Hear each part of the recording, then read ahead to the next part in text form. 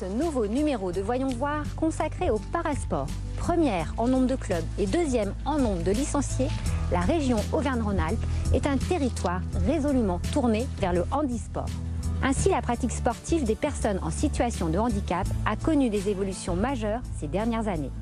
Avant de faire la connaissance de Loïc, revenu médaillé des derniers Jeux Olympiques, nous sommes à Roanne à la rencontre de Gilles Sarnin, coprésident du club Handisport Rouennais. Gilles, est-ce que vous pouvez nous raconter un peu l'histoire de votre association?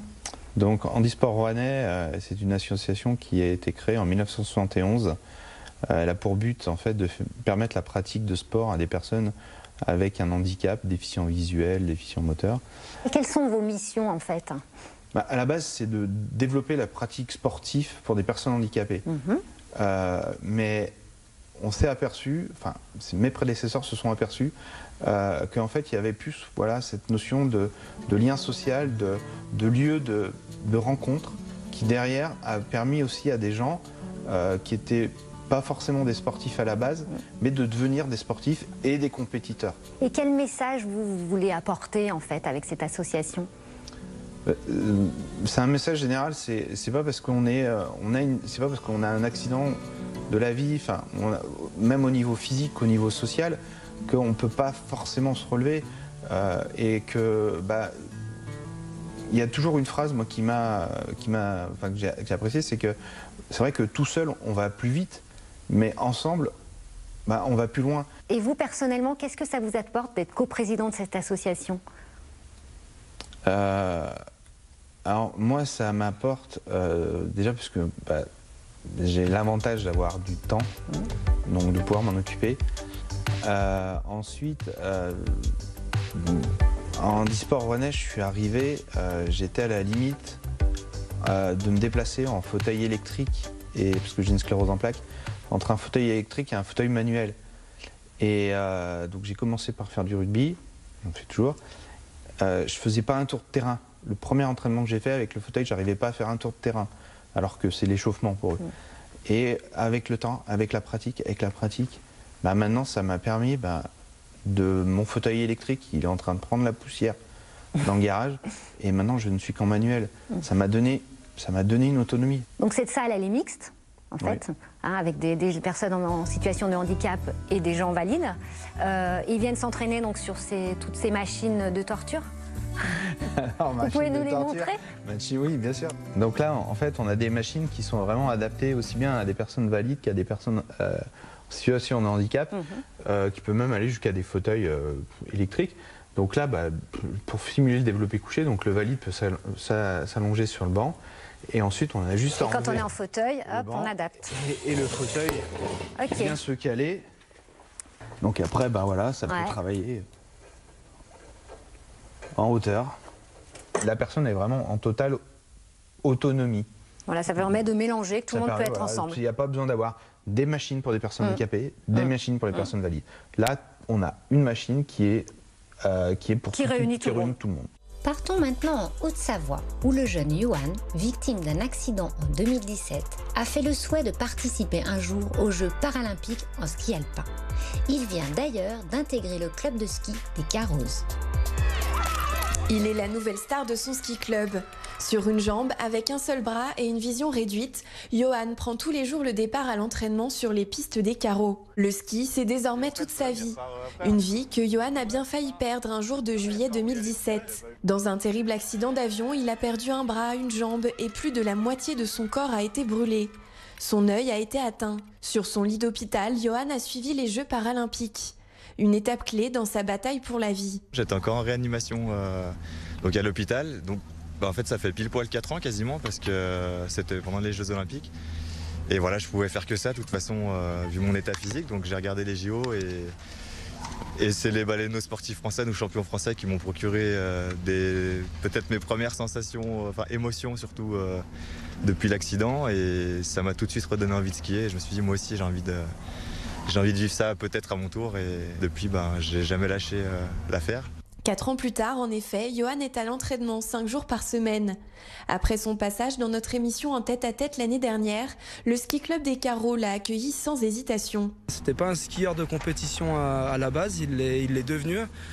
Il est bien têtu Et c'est ce qui fait qu'il soit vraiment déterminé et il s'en sort vraiment bien, il y a des gros progrès. Johan s'entraîne avec les jeunes du club qui lui ont réservé un accueil plus que chaleureux. Je m'en inspire tous les jours parce que je trouve que après tout ce qu'il a vécu, c'est vraiment très fort de sa part. Il a beaucoup de motivation, il baisse jamais les bras et quand il a un objectif, il veut toujours y arriver. Pour l'accompagner sur sa route jusqu'aux Jeux de Milan en 2026, le ski club a mis en place une cagnotte. On a lancé sur une plateforme de crowdfunding qui s'appelle I Believe in You. Donc il y a un projet de pouvoir, grâce au financement du public, aider les familles qui n'ont pas forcément les moyens de se payer du matériel de ski, aider les athlètes qui sont dans le besoin pour des problèmes de handicap à aller jusqu'au bout de leur objectif. Johan a en effet un équipement spécifique qui coûte cher, des protections car il ne peut pas repousser les piquets de slalom comme les autres, un ski adapté ou encore une prothèse spéciale conçue par son partenaire Chablos Orthopédie. Le chemin sera long jusqu'au jeu, mais Johan ne lâche rien. Nous voici maintenant de retour en terre rouennaise. Loïc Vergniaud, triple médaillé d'argent des JO de Pékin, nous a permis de le suivre lors de son entraînement. Rencontre avec ce handbiker passionné. Donc Loïc, tu t'entraînes sur ces machines aussi tous les jours?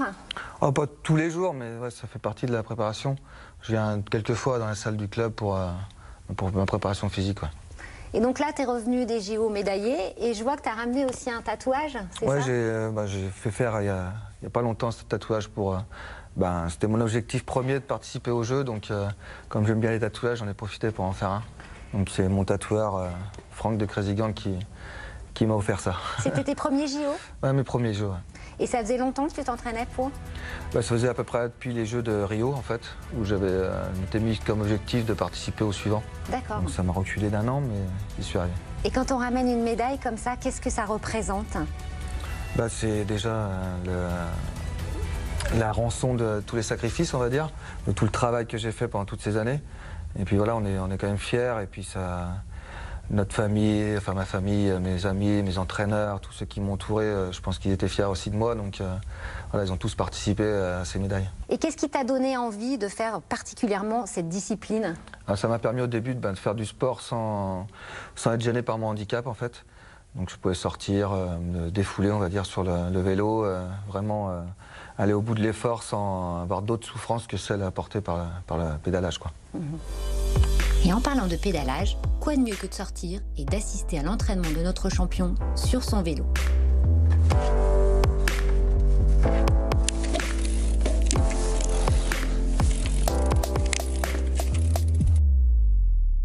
Donc alors c'est ça ton fameux vélo? Voilà, c'est mon handbike, enfin un de mes handbikes on va dire. Et c'est un vélo qui est spécifique pour toi ou est-ce que c'est un modèle qui est un peu classique et puis... Après il n'y a pas beaucoup de fabrication, mais on va dire que c'est entre les deux. Il y a des bouts qui sont fabriqués pour tout le monde et après on met l'assise à ma taille. Ah oui, c'est adapté après voilà. en fait. Voilà, on adapte après dedans pour être confort et tout. Donc là, tu es à genoux dedans, on est voilà, d'accord? Voilà, à genoux, ouais. Ah ouais, donc c'est quand même un peu... c'est pas hyper confortable? Ouais, c'est une habitude à prendre. Ouais. C'est vrai qu'au début, c'est un peu dur à prendre le pli, on va dire. D'accord, et alors après, ça fonctionne comment du coup pour... Comme un vélo normal, voilà. Donc là, on a les manivelles qu'il faut tourner ensemble, pas comme un vélo qui sont décalés. Là, on tourne vraiment les deux manivelles ensemble. Et après, on a le frein à droite qui est sur la route devant, et puis on a les vitesses sur l'autre poignet, qui est des vitesses électriques. C'est tout à la force des bras, en fait. Voilà, tout à la force des bras.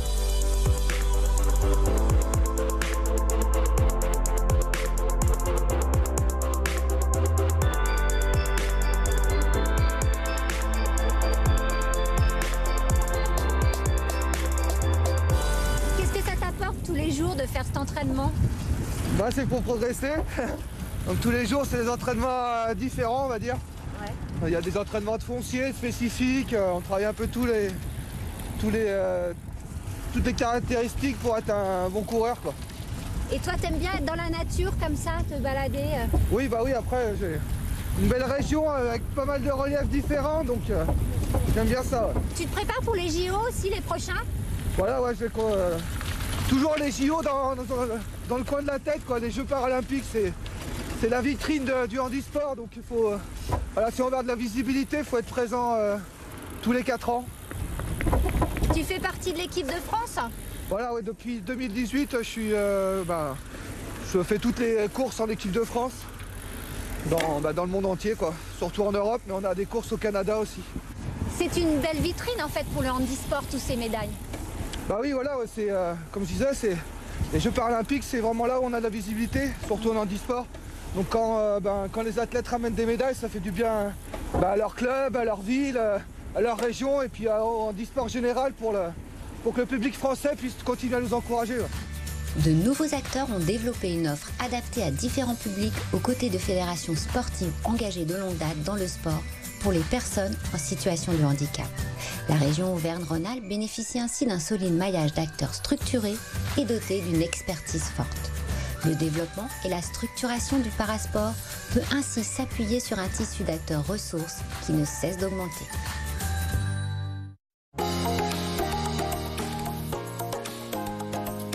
La région